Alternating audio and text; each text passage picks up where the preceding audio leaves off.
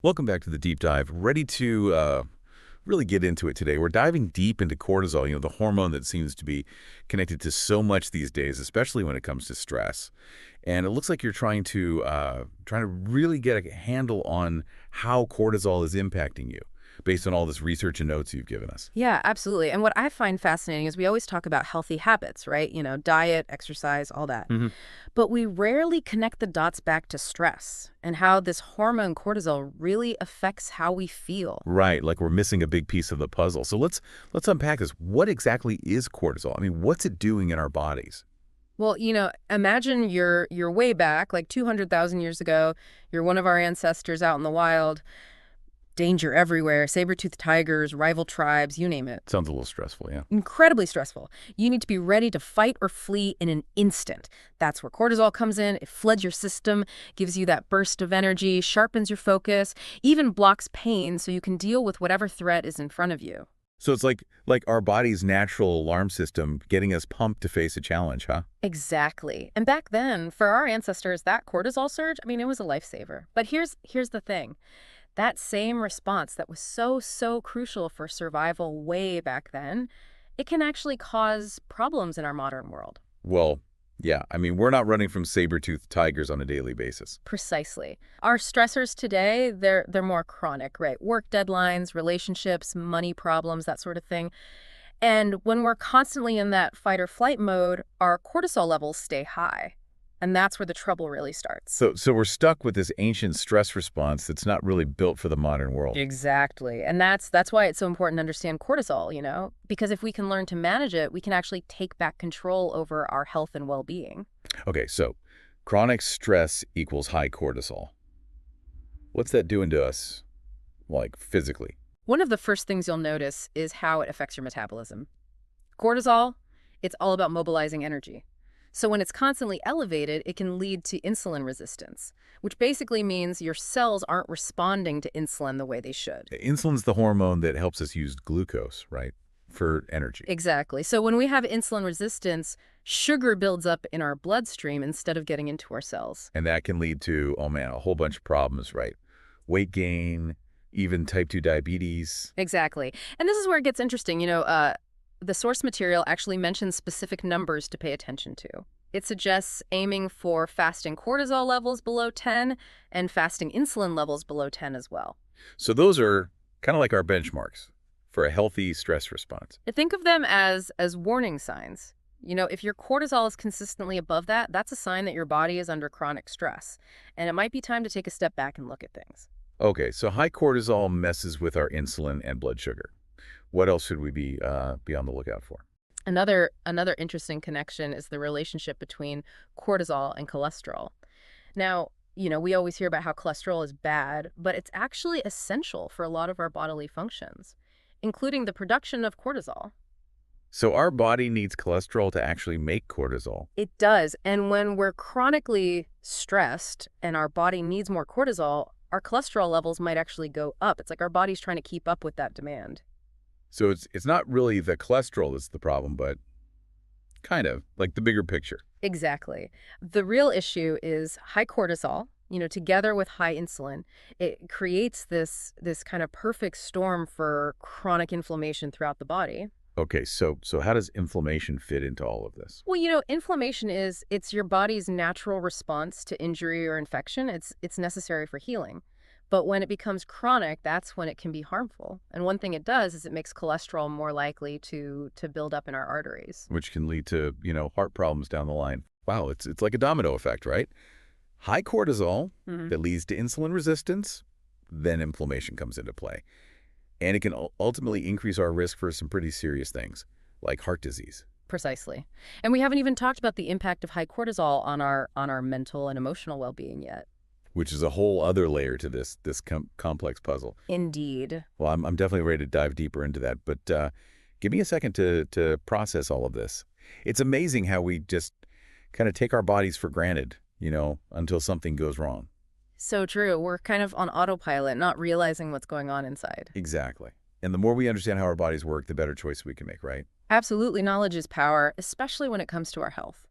Okay, so let's keep exploring and see what else we can find. Ready to keep going? Let's do it. Okay, so we've talked about how chronic stress keeps those cortisol levels high, and that can lead to, well, a whole bunch of problems like messing with our metabolism, increasing inflammation. Right. And it's not just our physical health.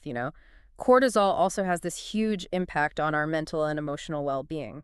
Yeah, I was just thinking about that. I mean, everyone knows stress can make you anxious, but how does that actually, like, work? Well, remember how cortisol is supposed to get us ready for fight or flight? Right, it's our body's emergency response system. Exactly. And part of that response is revving up our nervous system. Hmm. So when cortisol is high all the time, we feel wired, on edge, like we're always on high alert. No wonder stress can lead to anxiety and, man, sleep problems. Absolutely. And the source material uses this really interesting phrase. They call it the syndrome of the knife under the pillow. Ooh, that's a pretty vivid image. It really captures that feeling of unease, that hypervigilance that comes with chronic stress. It's like your mind is constantly searching for threats, even when you're trying to relax or sleep.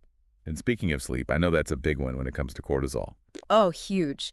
Sleep is crucial for regulating our cortisol rhythm. Cortisol naturally rises in the morning, to help us wake up, feel alert. Hence the name stress hormone. Right. But then it should gradually go down during the day, reaching its lowest point at night so our bodies can repair and recharge. It's like a natural ebb and flow. Exactly. But when we're chronically stressed, that rhythm gets all messed up.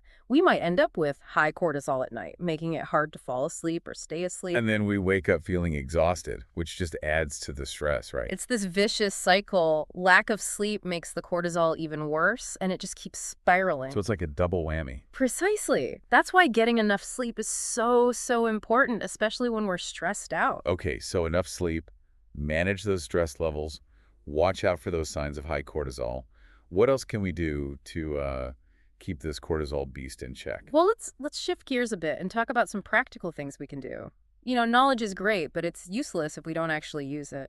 Absolutely. Give me those actionable steps. All right, one of the most powerful tools, and it's often overlooked, is sunlight. Sunlight. I mean, yeah, I know it's good for vitamin D, but how does it help with cortisol?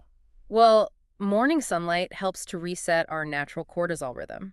When we get that sunlight in our eyes first thing in the morning, it tells our brain, hey, it's time to wake up. And that kind of gets the cortisol production going for the day. Exactly. It's like setting our internal clock. And Mhm. even just 10 to 15 minutes of sun in the morning can make a big difference. That's totally doable. What about nighttime? Is there a flip side to this? Yeah, just like getting sunlight in the morning is important. Avoiding bright light at night is crucial. Because light tells our brain to stay awake, right? Exactly. The worst is blue light, from our phones, tablets, computers. So no more scrolling through social media before bed. Not if you want to keep your cortisol happy. That blue light suppresses melatonin production, and that makes it harder to fall asleep and stay asleep. Okay, so sunlight in the morning, darkness at night. What about what we eat? Does that affect cortisol? Big time. Remember how we were talking about insulin resistance and the connection between cortisol and blood sugar? Right. High cortisol can really mess with our insulin sensitivity. Exactly. And what we eat has a huge impact on how our blood sugar goes up and down throughout the day. So what kind of diet helps us keep our cortisol under control? The key is whole, unprocessed foods. And limit refined carbs, sugar, and processed foods, especially in the evening. Makes sense. Those types of foods, they spike our blood sugar, which then messes with insulin, and then cortisol goes haywire. Exactly. When we eat a balanced meal, with protein, healthy fats, fiber, our blood sugar rises slowly and our body can handle it better. So it's all about keeping things stable, no dramatic ups and downs. Exactly. Okay, so we've got sunlight, darkness, balanced diet. What other lifestyle things should we be thinking about? This one might sound strange, but it's incredibly powerful doing nothing. Doing nothing. I think I could get on board with that. Right. But it can be surprisingly hard in our busy world. Yeah, we're so used to always being productive. Exactly. But the source material really stresses the importance of just being present, letting our minds relax and recharge. So it's not about filling every minute with activity. It's about creating space for stillness. This could be spending time in nature, meditating, even just taking a few deep breaths throughout the day. I like that. It's like giving ourselves permission to just be. Exactly. Okay, so sunlight, darkness, balanced diet, and mastering the art of doing nothing. Anything else we can add to our cortisol taming toolkit? Well, we should definitely talk about stress-reducing Yeah, activities. it feels like a whole category in itself. It is, and the great thing is there are so many options. It's really about finding what works for you. Right. It's personal. Absolutely. Some people love yoga, tai chi, others prefer running or going to the gym. Yeah, movement can be a great stress reliever. It can, and it doesn't have to be intense. Even a gentle walk in nature can do wonders for our cortisol. I'm also a big fan of meditation. Even 5 minutes a day can make a difference. Absolutely. And there are so many different types of meditation. You can find guided ones online or just focus on your breath. The key is to find something you enjoy and that you'll actually stick with. Exactly. Okay, so we've covered a lot. Sunlight, darkness, balanced diet, doing nothing, stress-reducing activities. But I'm curious about supplements. Do they have a place in managing cortisol? That's a great question and one I get asked a lot. Now, it's important to remember that supplements aren't a magic bullet. Right, they can't replace healthy habits. Exactly, but they can be helpful tools to help our body regulate cortisol. So they're like an extra layer of support. Think of them as allies on this journey. I like that. So what kind of supplements are we talking about? One category that's particularly helpful is adaptogenic herbs. I've heard that term, but I'm not sure I totally get what it means. Adaptogens are basically herbs that help our bodies adapt to stress. So they help us become more resilient. Exactly. They work by modulating our stress response, bringing those cortisol levels back into balance. And what are some examples of these adaptogenic herbs? Two of the most well-researched are rhodiola and ashwagandha. Okay, I've heard of those. Rhodiola is great for mental clarity and energy, while ashwagandha is known for its calming effects and helping with sleep. So they kind of work on opposite ends of the spectrum. In a way, yes, but both can be really helpful for managing cortisol. Are there any other supplements that might be beneficial? Well, we've been talking about how important energy is for managing cortisol and making good decisions, and for that reason, there are a few others that can be especially helpful. Okay, tell me more. Well, some supplements that can support energy production at the cellular level include coenzyme Q10, PQQ, pyrroloquinoline quinone, and methylene blue. Methylene blue, that sounds intense. It might sound unfamiliar, but it's actually been used in medicine for a long time. The key is that these supplements, whether taken orally or even, given intravenously, can really help boost our energy levels, which then helps us manage that cortisol more effectively. So it's like giving our body the resources it needs to handle stress without freaking out. Exactly. But remember, supplements are just one piece of the puzzle. Right, we can't just pop a pill and expect everything to be fixed. Exactly. We need to address those root causes of stress and make those lifestyle changes to really support our well-being.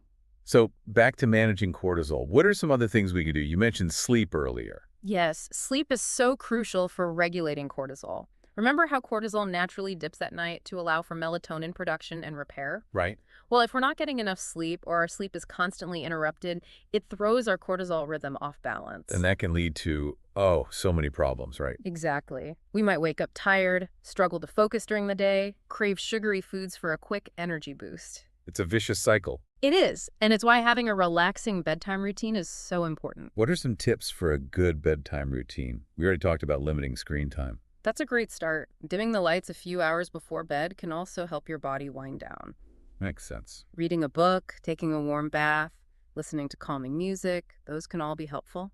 The source material actually mentioned something about reading a boring book. Yes, the idea is to choose something that helps you relax and clear your mind, not something that keeps you wired and alert. So no thrillers before bed. Exactly. You also mentioned melatonin earlier. Taking a small dose about 30 minutes before bed can really improve sleep quality. What about magnesium? I've heard that can be good for sleep too. Yes, magnesium can be super helpful for sleep and relaxation. There are different types, but the one that seems most effective for cortisol is magnesium bisglycinate. So maybe a combination of melatonin and magnesium bisglycinate before bed. That could be a good option, but it's important to find what works best for you. You can also try eating magnesium-rich foods, like leafy greens, nuts, and seeds. So we've got sunlight, diet, stress-reducing activities, good sleep hygiene, and supplements. It sounds like taking a multifaceted approach is key. Absolutely. It's not about a quick fix. It's about building sustainable habits that help your body regulate cortisol naturally. And it's about understanding that everything's connected, right? Yeah. How stress affects not just our mental health, but our physical health too, like our metabolism, sleep, even our immune system. Exactly. And when we see that bigger picture, We can make choices that really support our well-being. You mentioned the immune system. What's the connection there? Well, remember how cortisol is a powerful anti-inflammatory. Yes. When we're constantly stressed and cortisol is high, it can actually suppress our immune response, making us more likely to get sick. So it's like our body's defenses are on hold because it's too busy dealing with the stress. That's a great way to put it. And if that goes on for too long, it can increase our risk of chronic illnesses. This is really making it clear why managing stress and cortisol is so important for our health. It really is. And while we can't avoid stress completely, there are things we can do to become more resilient and help our bodies bounce back. You mentioned earlier that the liver plays a role in managing stress. How so? The liver is our body's detoxifier. It filters our blood, breaks down toxins, and processes hormones, including cortisol. When it's overloaded or not working properly, it can affect how well we handle stress. That makes sense. So what can we do to help our liver out? A healthy diet is crucial. Cutting back on processed foods, alcohol, and sugary drinks gives our liver a much-needed break. Are there any foods that are particularly good for the liver? Cruciferous veggies like broccoli, Brussels sprouts, cauliflower are great for supporting liver detoxification, and berries, especially blueberries, are full of antioxidants that can protect the liver from damage. Okay, good to know. What about supplements? Are there any that can support liver function? Yeah, there are a few. N-acetylcysteine, or NAC, is a powerful antioxidant that helps replenish glutathione, which is key for liver detoxification. Liposomal glutathione is another option that could be helpful. Liposomal glutathione, I've heard of that. It's a form of glutathione that's encapsulated in these tiny liposomes, which helps the body absorb it better. Interesting. So in addition to lifestyle changes, there are supplements that can give our liver a little boost. Exactly. And remember, it's always best to work with a healthcare provider to figure out the best approach for you. Great advice. This is all really fascinating. But how do we know if our cortisol levels are actually off? Are there signs to look out for? That's a great question. There are definitely some telltale signs that your cortisol might be out of balance. For example, if you're feeling stressed and exhausted all the time, even after a good night's sleep, that's a red flag. Makes sense. What else? Changes in appetite are another clue. You might find yourself either losing your appetite or craving sugary processed foods more often. Oh, I've definitely experienced that when I'm stressed. Another thing to pay attention to is your sleep. If you have trouble falling asleep, wake up a lot during the night, or just don't feel rested even after a full night's sleep, it could be a sign that your cortisol rhythm is off. You mentioned the syndrome of the knife under the pillow earlier. Exactly. It's a really powerful way to describe how chronic stress affects our sleep. What about digestive issues? Digestive problems are really common with high cortisol too. You might experience bloating, constipation, diarrhea, even heartburn. Wow, stress really shows up in so many different ways. It does, and that's why it's so important to listen to our bodies and notice any changes that might be trying to tell us something. Okay, let's say you're experiencing some of these symptoms and you think your cortisol might be off. What should you do? The first step is to talk to your doctor. They can help you figure out if your symptoms are related to stress and cortisol and recommend the right tests. What kind of tests are there for cortisol? There are a few options. A blood test can measure your cortisol levels at a specific time, but keep in mind that cortisol naturally fluctuates throughout the day, so one blood test might not give you the full picture. So what's a better option? A saliva cortisol test can be more helpful because it lets you track your cortisol levels over the course of the day. That makes sense. So you collect saliva samples at different times throughout the day. Exactly. Usually upon waking, around noon, late afternoon, and before bed. This gives your doctor a clear picture of how your cortisol levels are changing. So once you have that information, you can work with your doctor to come up with a plan to manage your cortisol levels. Precisely. It sounds like managing cortisol is kind of like detective work, gathering clues, looking for patterns, and then coming up with a strategy. That's a great analogy. It's about becoming an investigator of your own health and well-being. Speaking of investigation, there's one aspect of high cortisol that we haven't talked about yet. Its impact on libido. Yes, that's an important one. Chronic stress and high cortisol can definitely affect our sex drive. Why is that? Well, when we're constantly stressed, our body's main focus is survival. It shifts resources away from non-essential functions like reproduction. So it's like our body's saying, not a good time to be making babies. We're in danger. Exactly. But it's not just about our desire for sex, right? There are physical effects too. You're right. In women, High cortisol can disrupt the menstrual cycle, causing irregular periods or even amenorrhea, which is the absence of periods. And in men. In men, high cortisol can lead to erectile dysfunction and even problems with ejaculation. This really shows how widespread the effects of stress can be. It really does, and it's why addressing the root causes of stress is so important, not just for our physical health, but for our emotional and even sexual well-being. So what can we do to manage stress and support a healthy libido? Well, all the things we've talked about, sleep, diet, stress-reducing activities can make a big difference. Right, it's about that holistic approach again. Exactly, and there are also specific herbs that can be helpful. For example, maca root is a Peruvian herb that's been traditionally used to boost energy, libido, and fertility. Interesting.